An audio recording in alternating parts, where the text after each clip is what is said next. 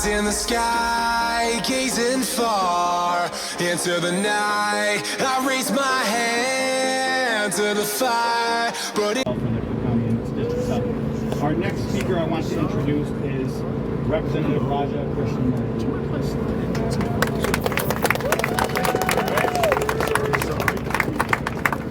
Thank you so much. First of all, hold the line and don't surrender. Are you with me? I want to say a big thank you to the unions.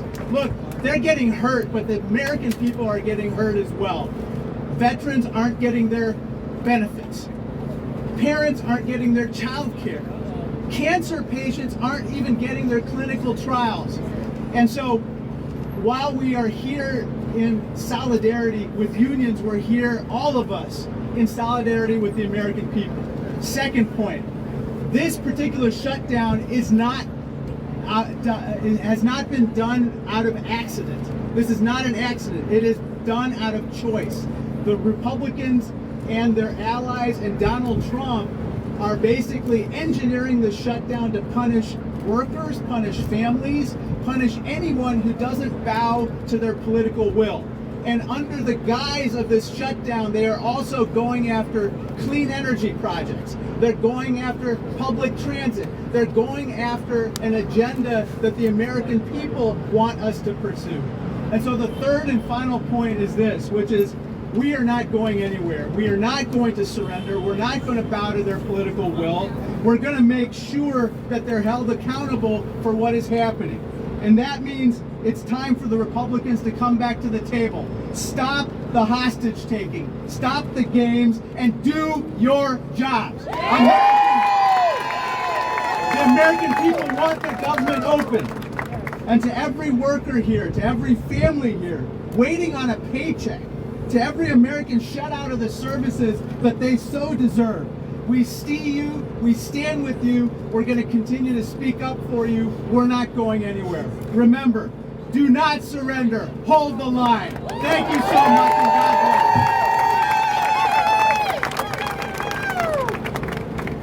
All right, thank you. Our next speaker is Representative Chuy Garcia. Good afternoon to all the federal workers that are assembled here rallying for an end to the shutdown.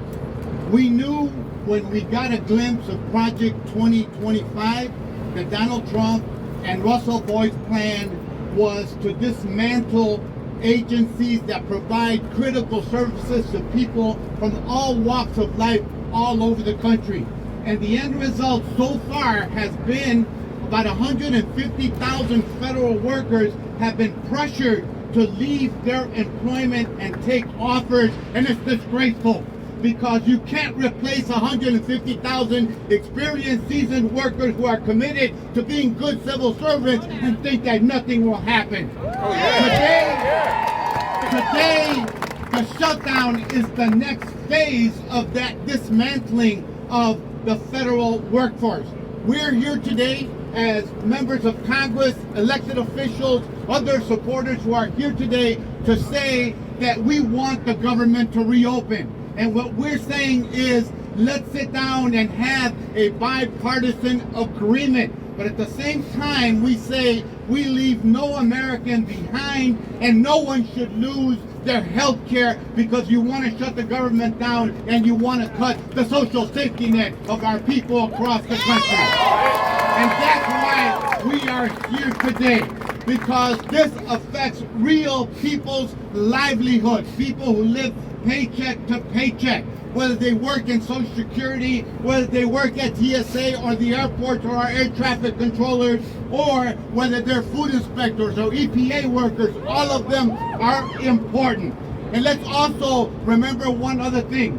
You know who got about $175 billion? The people that are terrorizing working families and communities like the ones that I represent in the United States Congress. Right now, I was looking at the sky to see if there were helicopters up there because I see them, my wife sees them, my grandson sees them each and every day in our backyard, hovering over us, That's not the America we know. We want America to be working. We want America to be prosperous. We want everyone to be cared for in our country. And that's why we're here today. The priorities are misplaced. That's why we say, let's sit down, have a bipartisan agreement, and reopen the government so that our working people and our civil servants can do their job and make America a better place for all. Thank you.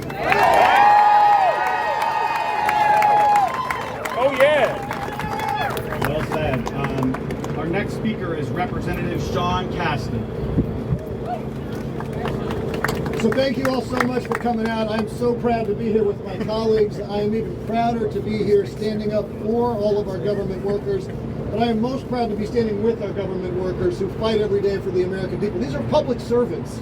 These are people who have dedicated their life to Abraham Lincoln's proposition that the purpose of government is to do for the people what they cannot rightfully do for themselves. Now, the party of Lincoln may have a big problem with everything Abraham Lincoln stood for, but I can tell you that the land of Lincoln sure as hell has not.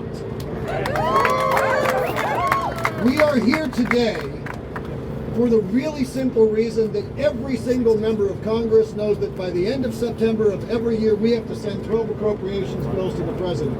Since the Republicans took power 10 months ago, they have sent 0 bills to the president because they spent all their time stripping health care away from the American people, getting rid of those functions of government that work, because they find it harder to stand up for the American people. Well, they find it easier not to stand up for the American people than they do to stand up to a child predator. That's why we're here today. Right?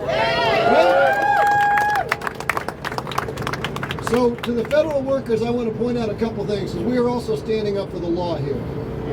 The Anti-Deficiency Act says that you cannot fire federal workers during a shutdown. That is the law. Right? The Hatch Act says you cannot compel federal workers to politicize the problem that you created because you weren't fit for your job. That is the law. And the government, I'm going to get this name wrong, but I want to get it right because he signed it. The Government Fairness Act, signed by Donald Trump, says that you cannot not pay workers after a shutdown for the time that they were furloughed. Those are the laws. With everybody who's here. If those bastards break the law, there's going to be accountability. Yeah. Thank you. Well said. We have a special guest here. Governor J.B. Pritzker is joining us. Oh, my boy.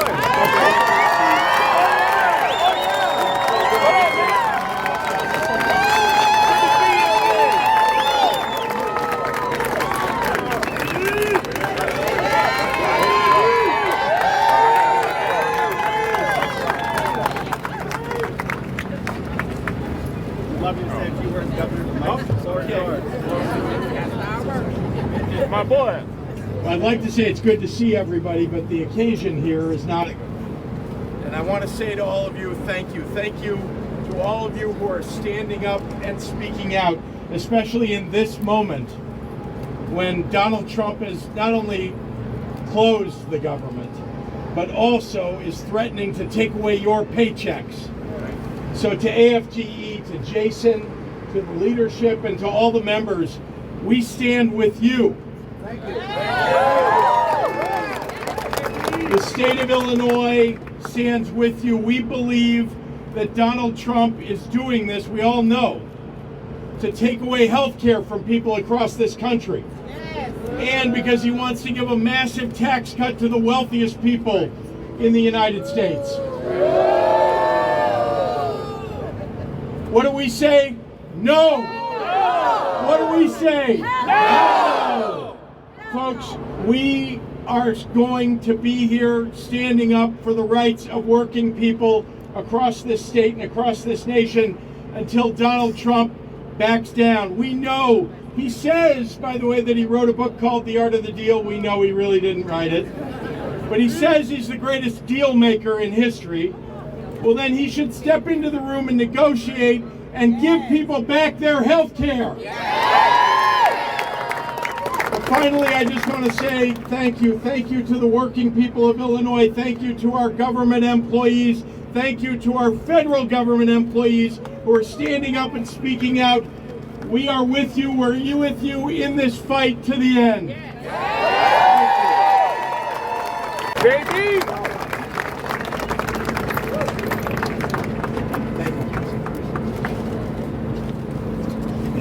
All right.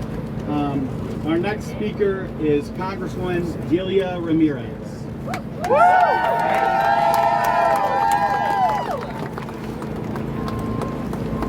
Let's call it what it is.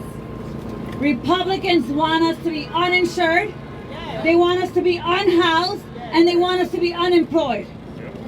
Over the last 9 months, Trump and Republicans in Congress have been very clear about their priorities and the pain that they're willing to inflict on the American people just to benefit their billionaire bosses.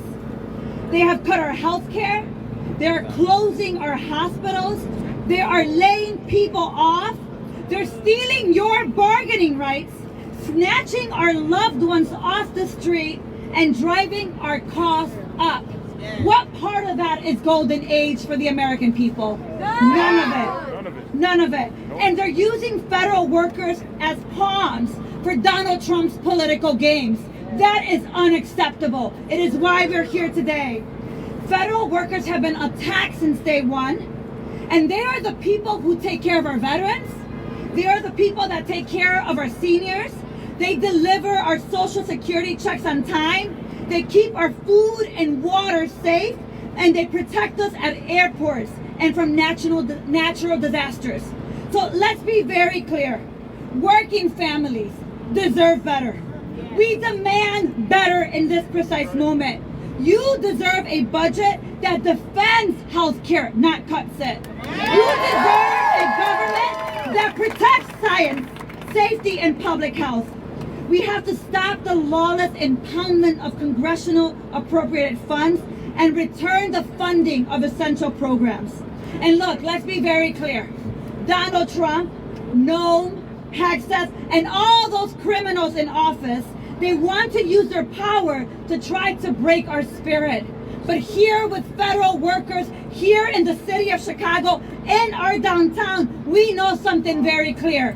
That the people united will never be defeated. Divided and defeated, both. That our solidarity standing here today is evidence that we will continue to hold the line. We will continue to fight for each other because we are the legacy of those who fought for the right to protest, to form unions, to realize the 8-hour workday, and to affirm our inherent dignity and worth of all people.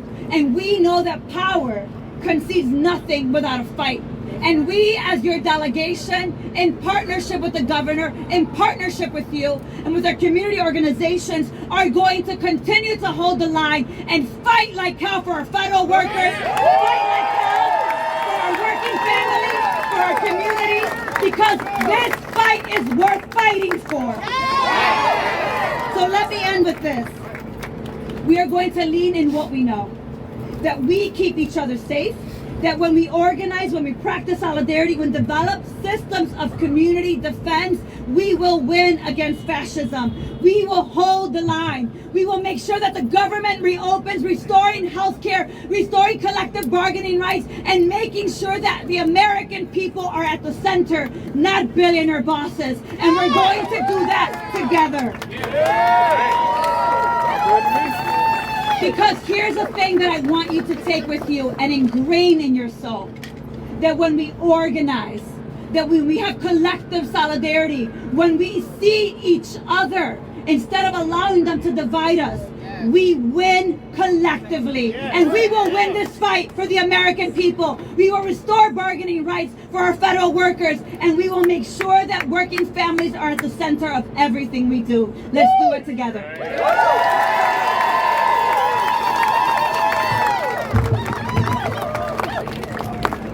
Right. Well, very well said.